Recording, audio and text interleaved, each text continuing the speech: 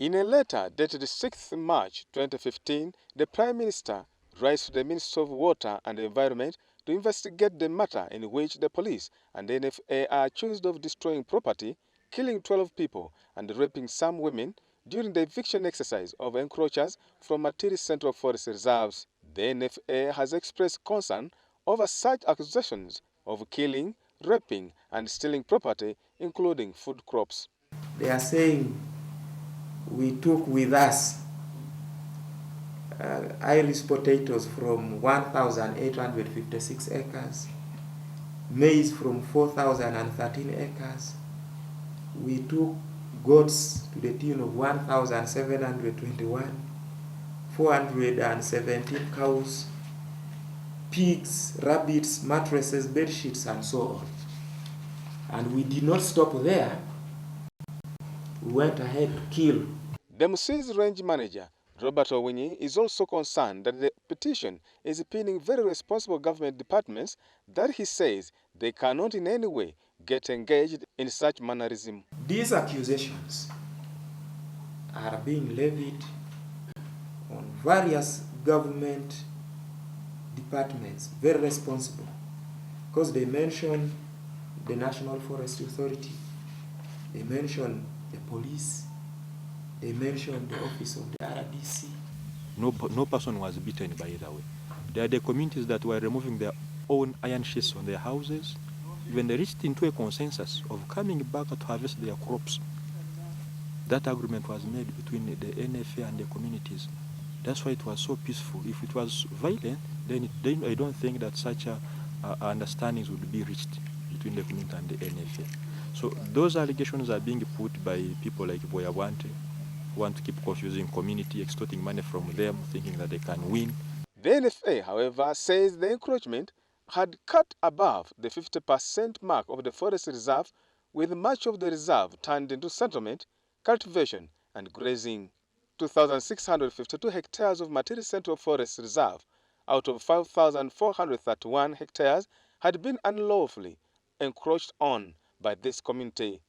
In Ruhakana Central Forest Reserve, 600 hectares out of 1,020 was chopped, and Ivambaro 550 out of 3,724 hectares.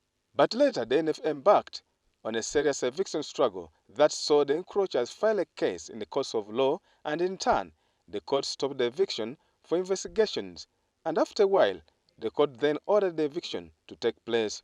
And here it is, addressed actually to the Prime Minister of the Republic of Uganda. And we have been put to task to explain ourselves. So you can see.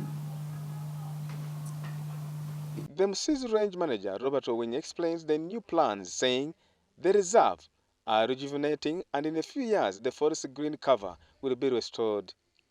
During this meeting, the concerned local community also pledged to take up the responsibility of conserving the forest reserve. So we decided to form an association to conserve this forest, because in other areas where there are parks, game parks, lakes and other things, people around those resources, they conserve them and they benefit from them.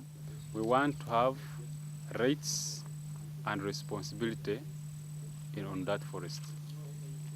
We get rights to access the resources in the forest, and we get rights to protect our own property, our own resource which is near us. An environmental activist, also program supervisor at the Independent Development Fund, warned that devastating effects resulting from forest degradation will be regrettable in the long run, as the effects of climate change are already impacting on Uganda. The level of destruction is high. The community is not yet appreciating the value that these forests have. And this is evidenced today by what we've seen, the settlement, the agriculture, the farming that's going on. And it's rather unfortunate that this is being done. So you see in most of the places it's fresh cultivation. That means that people are still coming to encroach. So, as I say, this situation is rather unfortunate. So there is first a need to be sensitization for the communities around, and so that we see that this kind of practice is stopped immediately. The NFA is, however, proud that a total of 3,807 hectares of Central Forest Reserves formerly encroached on have been recovered and now rejuvenating. Steve Rimwiri, WBS News.